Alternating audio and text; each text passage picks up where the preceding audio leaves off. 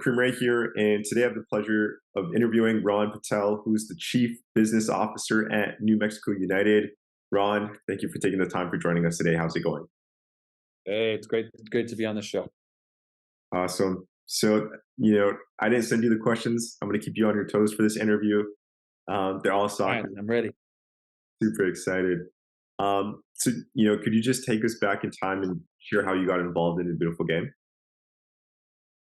Sure. Well, I mean, I'd say how I got involved was when I was 3 years old and I started kicking a ball. From what my parents told me, I don't remember that, but I grew up in England.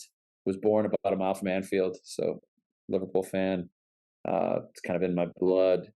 Didn't get involved in the business side of the beautiful game though until 2013. I'd moved to Albuquerque. It's via about 6 or 7 different moves in my life.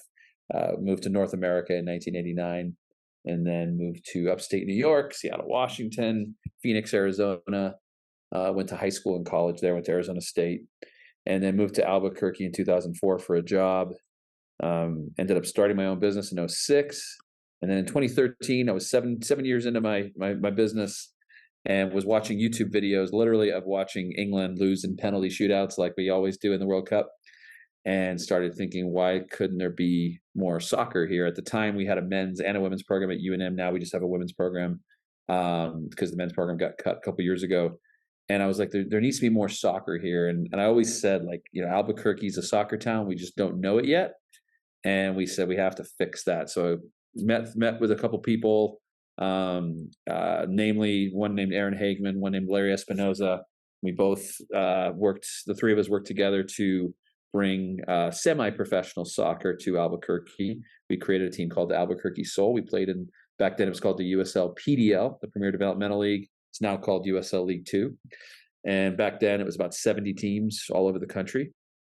And we set sail on a voyage that we had no idea what we were doing on, didn't know how to drive that ship, and learned the hard way along the way. I mean, just all the little things you don't know about when you go into it. Like, we knew soccer as fans, but I always tell people that have never been in there, like, there's a whole education on running a soccer business that's much different from just loving soccer. So we got to learn those lessons, a lot of them the hard way and the expensive way.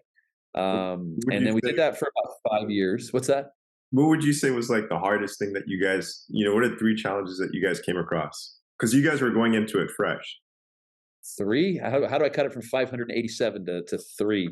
The big Okay, one. three biggest challenges that we faced. I would say one was you don't know what you don't know. All right. No matter how much you think you know everything in the world, nobody knows everything in the world. And when you go into an industry, whether that's soccer or you go into architecture, whatever industry you go into, you don't know what you don't know, and you have to really learn that stuff. But no one's going to teach you everything. You have to just kind of learn it along the way. So when you build out a budget for any business, some people say, well, leave 10% for contingency. I'd recommend leaving about 30 to 40% for contingency, because there's just so many things. Just the littlest things. Yeah, I never realized how much athletic tape we were going to use, and the medical supplies we had to get for our athletic trainers. Again, not being a soccer coach in the past, I didn't realize the extent of the travel. I think number two, I would say know the geography in the soccer world. Know the geography of the league that you play in. Albuquerque, we were kind of on an island. Our shortest road trip to a game was 6 hours away. That's the shortest. The longest, I think, was either Laredo, Texas, or Springfield, Missouri, which was like 16, 17-hour drives. And we didn't have the budgets for flights back then. And so those were really, really hard. But so I'd say number two would be kind of know the area, know the geography and everything, the full picture going into it of what these expenses are going to be. And I guess the third biggest challenge I would say we have faced, and I faced this in the next chapter with New Mexico United as well, is listen to the naysayers, but don't pay too much attention to them, and use it as fuel for your fire. Because everyone told me that Albuquerque Soul would never work. That was the team we started in 2013. And then in 2018, when we started New Mexico United, everyone told us, oh, it would never work. Albuquerque's not ready for this. People aren't going to spend money on this. Nobody buys a ticket ahead of time. Like, it's just never going to work. And to those people, I say, thank you very much, because you fueled the fire. And we said, yeah, I'll show you. This will work. You don't get aggressive or confrontational with him. You just say, hey, I respect your opinion, but I feel pretty confident in what we're doing. And Yeah, those are my three things on the off the cuff. In regards to the naysayers, are you able to mention like what positions they were? Were these people from really high positions, like city, the state, that were Every, giving you guys the every, news? Or everywhere, yeah, everywhere. Like, uh, and that happens when you start any business. I remember when I started my food delivery business in 2006. People told me that Albuquerque wasn't ready for that, and restaurants weren't ready for that. It was a multi-restaurant delivery service that we were filling a gap in the marketplace, and we had it for 10 years, and we ended up selling it to a publicly traded company. So we did some of the right things along the way. It doesn't mean that we didn't have all the information at first, right? We had to learn the hard way in that business too. But going into the soccer team in 2013 was done. And there was another chapter, like I mentioned, New Mexico United, right? So in 2018, I'd been looking to figure out how can we make the Soul a professional team. Well, it's never a straight line. It never goes the exact direction you think it was going to go. We kind of took a fork in the road where I had to step away from the Albuquerque Soul because I had met a main investor in that wants to bring a pro team together with us, and I had to leave the Albuquerque Soul to join New Mexico United, or back then it was called USL New Mexico before we named the team. And so that was another risk of walking away from my baby, I guess, to go on this new voyage, which was to bring a USL Championship club to New Mexico. So I think the Albuquerque Soul, as well as the teams before it, going back as far as the New Mexico Chili's, had laid the groundwork in the marketplace. We have a ton of soccer fans here, but we also attract a ton of people that aren't soccer fans, and that's what really works, I think, for the business of New Mexico United. And we just kind of, again, with the same group of different people, but different naysayers, saying this is never going to work. And back then the league average in the USL was, I think, about 3,500 attendance back in 2017. And we ran the numbers and we said, all right, we're going to need 6,000 a game to make this thing viable, to break even. How the heck are we going to do that? Maybe we're a bigger market. So we haven't looked at all the numbers. And back then there was 31 teams in the USL Championship, and we were the 30th largest market out of 31. We're like, oh crap. And I'll quote Peter Trevisani, who you've met, I think I've interviewed on this show before. yeah, I'll quote him and say, we looked at the spreadsheets and said, well, this doesn't make any sense, but screw it. It feels right. Let's just do it. And so we did it. And we set sail on that voyage for 6,000 fans a game. And lo and behold, that first year, I think we averaged 12,600 something per game. So we doubled our own expectation, which we did not expect at all. We thought we would have success with the club. We knew we'd have success with the club. We thought it would take a long, long time to build a loyal following. And what we underestimated, and shame on us, was the pride of New Mexican people and how proud New Mexicans are to be New Mexican. And while I'm not from here, I've been here 20 years. So I do consider myself an adopted New Mexican. And it's been really beautiful to see how this state has made this team its own as we have progressed along the way. So it's been fantastic. yeah. It was super cool to have Peter on. I've listened to a few other interviews that he's done on other podcasts. And you mentioned being there for 20 years. 2 decades is a long time. One of the things, actually, I want to go back to what you said about feeling good. And besides looking at the numbers and saying, hey, this doesn't make sense, that's pretty interesting. What things came with feeling good? Like, what was so good that made you guys feel good that you guys were like, forget the numbers, we're doing this? Yep. I think the biggest misunderstanding about New Mexico United is we're not a pro soccer team. Mm. That's what obviously everyone thinks we are, but we're not. Our mission statement is that we strive to bring New Mexicans together in ways that they've never experienced before. Mm. And to do that, soccer is a mechanism in which we do that, but there's also other mechanisms that we have in place. And so we're able to bring New Mexicans together in multiple ways. It doesn't have to be for 90 minutes at a soccer game, which, by the way, only happens 17 times a year at a home game. There's another 348 days of the year we have to figure out how we're going to bring New Mexicans together. So we've been super creative with that. And we've got our foundation, which is a 501c3 partner of ours. It's called the Somos Unidos Foundation. And they fully fund our youth academy. So ages 15 to 19, those kids, their parents don't pay a dime for soccer, for travel, for hotel, nothing. So it's kind of like a pushback on the pay to play system, I guess, in New Mexico. Yes, I understand there's a spot for pay to play in soccer around the country. I understand why it's there, because stuff costs money. I get it. But if we can provide a program that is not pay to play, and it's more about who are the athletes that are participating, and not who their parents are and how much money they have, I think we can create a much better outcome for a lot of kids. And so we're able to do that. So I just think that it's the most common misconception is, oh, we are a soccer team, so that's all we do is play soccer, and soccer is just a piece of the formula. There's still a lot of other things in there. So Yeah, for sure. Pay to play, there's definitely, money in the game to be made.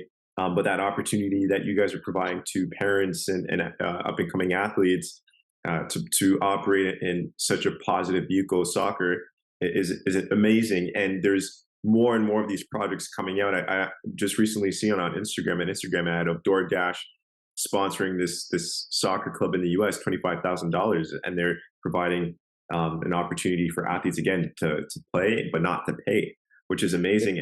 I just want to drop this on the record here. Shout out to Coach Bassam back in Canada, A&D. When I was growing up from 16 to 19, he blessed me with the opportunity to play at his academy without, um, putting some dollars up. And, giving kids that opportunity can help them be on a positive path.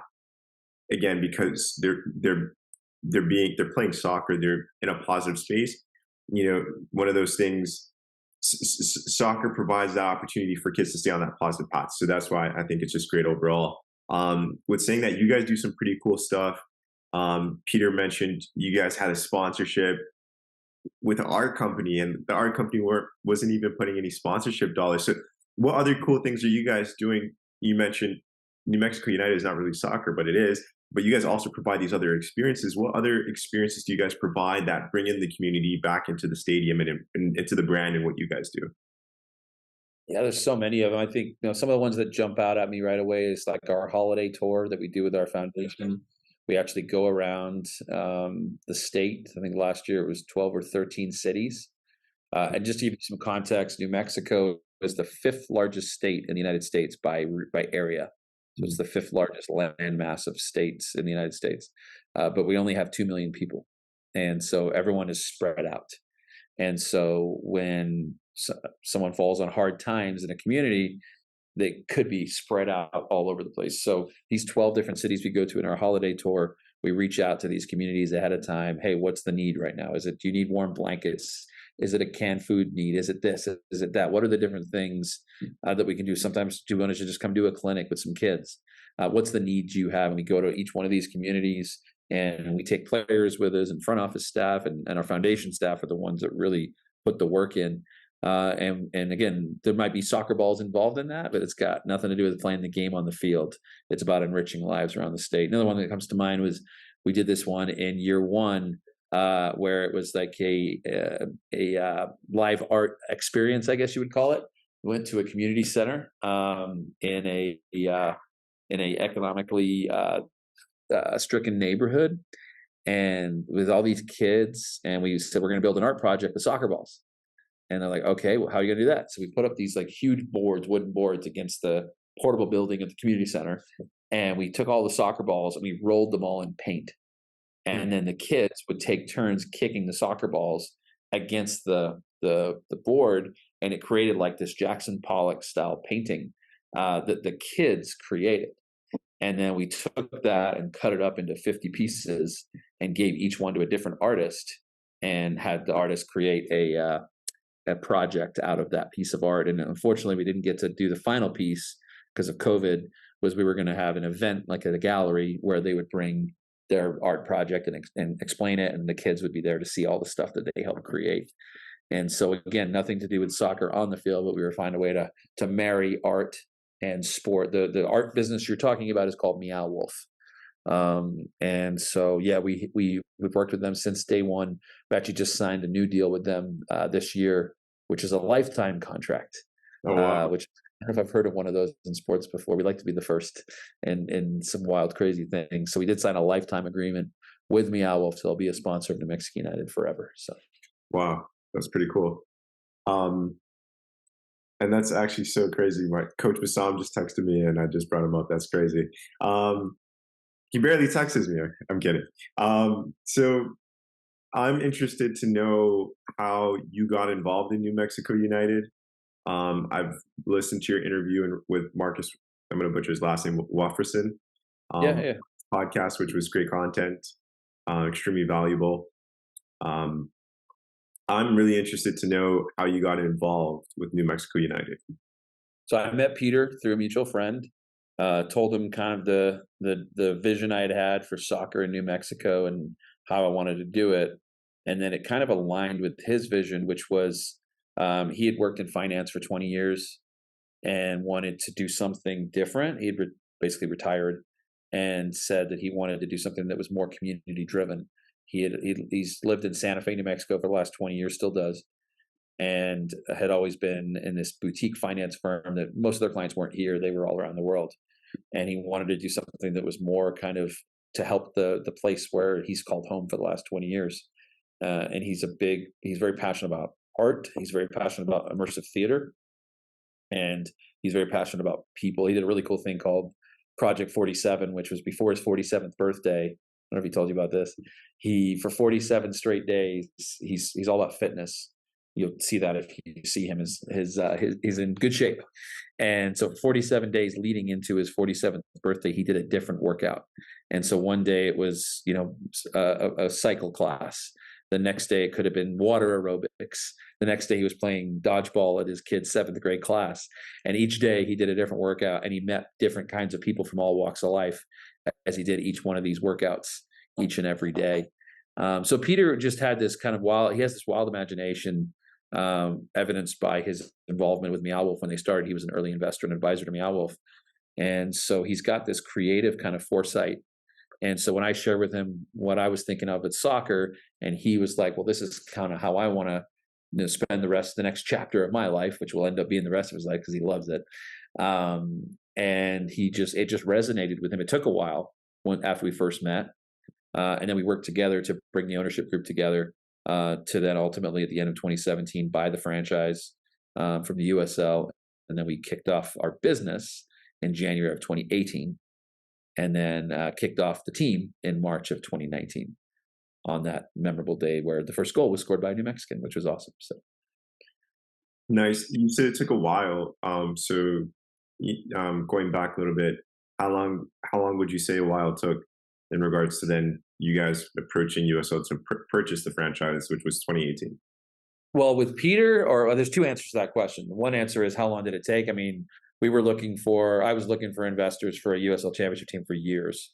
Once I met Peter, it probably took about a year till when we got to the point where we felt comfortable moving forward. Because it's not just, hey, let's start a business and let's go. Like, you got to raise a significant amount of money, millions and millions and millions of dollars to get this thing started. It's a huge risk.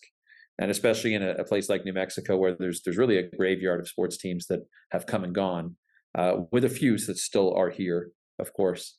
But there was a lot of risk involved. But the owners of New Mexico United, which is Peter's the majority owner, and there's about 6 others, all have a connection to New Mexico. They either all grew up here or have raised their families here.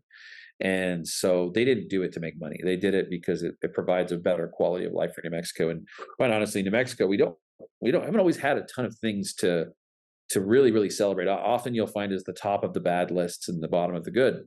And a lot of people choose to focus on that, right? That there's negative things. And yeah, we still have a lot of challenges with crime and homelessness and addiction. Income levels are not high here. And so all of these things are reasons not to do something like this, and reasons not to take a big risk like this. But I think one thing that Peter and I both agreed upon was New Mexicans are some of the best people you'll ever meet in the world. And New Mexicans are unique. No New Mexican looks like another. We're all very culturally diverse. And there are people that have lived in this place for hundreds and hundreds of years. You look at Native American pueblos that have been here for centuries, and the buildings that they've created have withstood the test of time, as well as the elements here. There was this famous story about Governor Lew Wallace that came to the New Mexico territory and wrote back to people on the East Coast saying, I'm going to butcher the quote, but you'll get the point of it, is that, based on my calculations, all things that work elsewhere fail in New Mexico. And that's commonly called the curse of Lew Wallace. And he got here at the altitude. People don't realize we're the same altitude as Denver. We're 5,500 feet above sea level. So teams struggle with that when they come play here. And Lou Wallace had cursed New Mexico, saying that everything that works somewhere else is not going to work here. And so the very first supporters group that formed for New Mexico United independently was named, rightfully so, the Curse. And so the Curse is still in operation until today. They're a nonprofit 501c3, and they're one of 7 supporters groups that we have at New Mexico United, but they were the first ones. And they just have had this amazing outlook from day one that, like, all right, all your tactics that work elsewhere is not going to work when you come to our house. Because Lou Wallace, the governor back then, was struggling with the altitude. With we get snow here in the winter. People don't realize that it's not desert and the roadrunner being chased around the town. Yeah, there's roadrunners here, but it's a tough climate. The altitude makes you kind of catch your breath a little bit. We have a lot of wind here. That's one of the reasons we have the largest hot air balloon festival in the world, is actually based in Albuquerque. It starts in 4 days from when we record this interview. And so what Governor Lou Wallace had realized was that New Mexico was different. But I think what New Mexico United has done, I think what's made us successful, and I'm not like patting myself on the back, I'm saying our fans, our front office, our team, our staff, I think what's made us successful is we haven't used the negative things as an excuse not to do well. We've taken what may be perceived as a disadvantage and made it an advantage for ourselves. And as long as we continue to do that, this club will continue to thrive for a long time to come. So I think hopefully that answers your question. Yeah. Also, you guys nailed it with the branding, right? The name New Mexico United. I heard you would speak on this a bit. It'd be good to get your perspective as well. Yeah, it's we got criticized a lot for it at first, because everyone's like, "Oh, that's boring," Manchester United, Newcastle United. It's just what's used in soccer. But the more and more we looked, we took suggestions from the public. People suggested names. There was the Chupacabras, there was New Mexico FC, there was everything in between. And I think when we started talking about it, we thought, you know what, this is the only logical name, because it's about what we're trying to do. We're trying to unite our community. And so New Mexico United is really about, and a lot of American, whether it's media outlets or individuals, struggle with that, because we get called the United all the time. And it bugs me. It used to bug me a lot more. It bugs me when I hear it, but I learned not to get bugged, because, hey, they're paying attention to us. They're recognizing us. So thank you for that.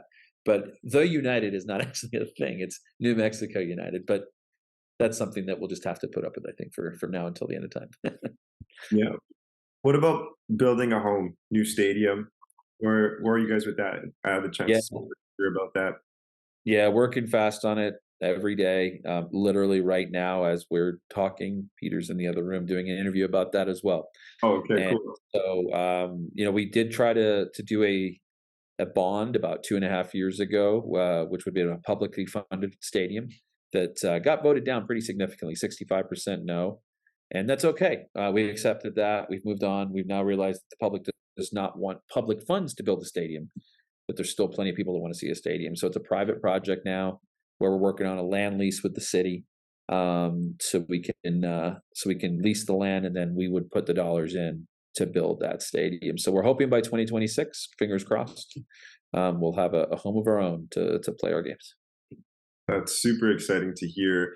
Um, for sports franchises, you usually want to have a home for the team, in regards to just control and revenues. Um, what would you say are the biggest challenges with playing at the current stadium that you guys play? If you could share about that. Yeah, so there's 2 types of challenges. There's business challenges, and then there's the sporting challenges, right? The sporting challenges are, it's a baseball stadium, not a soccer stadium. So you bring the grass in, the grass has to go on the baseball diamond, and then you got to seam it up nicely, which means we can't be practicing it on it the day before the game. There's a lot of things we can't do. Also, the field's being used by a baseball team for 75 other games. So it's really tough for the athletes to only get limited time on it. Even though it's our home territory, it's really hard to feel like a home, because they're not there very often, and it's still an awkward field surface to play on. And so with that being said, that's the sporting side. On the business side, one of the biggest benefits of owning a sports stadium with your team in it, or being the primary tenant, is you get the majority of the economics when it comes to concessions and parking. While we still get ticketing and merchandise revenues now, we get much less of the concessions and much less of the parking. So right away, day one, we just take our games and we start playing in the new facility, and that becomes a lot more attractive to us as a business. So Got it. In regards to the stadium, are you guys just building a stadium? How many seats? And is it going to be just a soccer specific stadium, or will it be a mixed use development project? it'll be both of those two things you just said. So it will be soccer specific, like designed for soccer, but it will be used as a multi-use. So we'll be able to use it for concerts and other sports games and things like that. And then, Seats, we haven't landed on the number of seats yet. It's still, again, when you're privately financing it, you got to see, what's the rate you're going to get on the debt portion of it, and the existing owners are coming in for more money, and new investors are coming in. So it's a range of what it'll be, but somewhere probably around 9,500 seats is what we're thinking. okay, well, well, you guys are in USL Championship, so that makes sense. I was just thinking about USL One. And then in regards to the mixed use, what other real estate are you guys going to do around the stadium? Not a ton, because of the site is a city-owned site. So what it will do though is it's Balloon Fiesta Park is the site we're looking at. But what it will do is allow the Balloon Fiesta Park, which hosts that big balloon event I told you about, to put much needed improvements into the infrastructure of the park. And so by bringing this project there, it attracts more dollars to the Balloon Fiesta. So that way it's a win-win for everybody there. We're not going to play games when the Balloon Fiesta is going on. We want people to go to the Balloon Fiesta, so we don't compete. And we've also kind of, with some of these new funds that are coming into the park, we're actually not taking away. We're going to be building the stadium in part of the parking lot, but we're actually going to be adding parking spots elsewhere where they will net out more parking spaces than they had before. So it's a win-win for everybody. Got it. And if you're able to share, are you working with a group on this in regards to the real estate aspect of it? What's the question? Sorry, I didn't catch that. Yeah, are you guys currently working with a group in regards to help with the real estate aspect of this? Oh yeah, we've had a team that's been working on this for years. And the team just keeps getting bigger. So Yeah. Are you guys working with anybody outside of New Mexico, another group, in regards to the real estate? no one really outside of New Mexico right now. We're just working with a local group. Yeah. And then from there, we'll probably have to expand that once we get closer to the construction time. Okay. Just to be respectful of your time, do you have like 10 minutes? I've got 5. 5. Okay. Um, we're seeing, a little trailer, well, not a little trailer, a big trailer with Leo Messi, just one big mainstream player here in the US. What are your thoughts with him here in the US and the effects that he's had, the positive effects? It's awesome, right? Because I think back to, when was it, 2007, when Beckham came in, and that was like the first wave, I would say. And I remember sitting in my house watching Beckham's first game with LA when he got subbed on and he took that free kick, and I just remember that. But now this is like a whole other level, and it's really good for the game. It's good for anyone that doesn't feel good about it. I think really isn't a fan of the game, maybe. And some people might criticize me for saying that, but I think the effect that he has on it is already being seen, and it's the first year. But it's like, I would love to. I haven't seen him play yet, but I'd love to go see a game. But just the ripple effect this is having in every direction is just putting so many more eyeballs on the game. There won't be a more significant impact on the game until 2026, right, when the World Cup gets here. And this has far surpassed the impact that Beckham had when he came over in 07, I think it was. So what he's done has been amazing, and I couldn't say enough positive things about it. Got it. My last question, what are your thoughts on the 2026 World Cup? It's a huge event coming to the US, Canada, Mexico. It's going to have a massive effect on the US. What's your perspective and thoughts on that?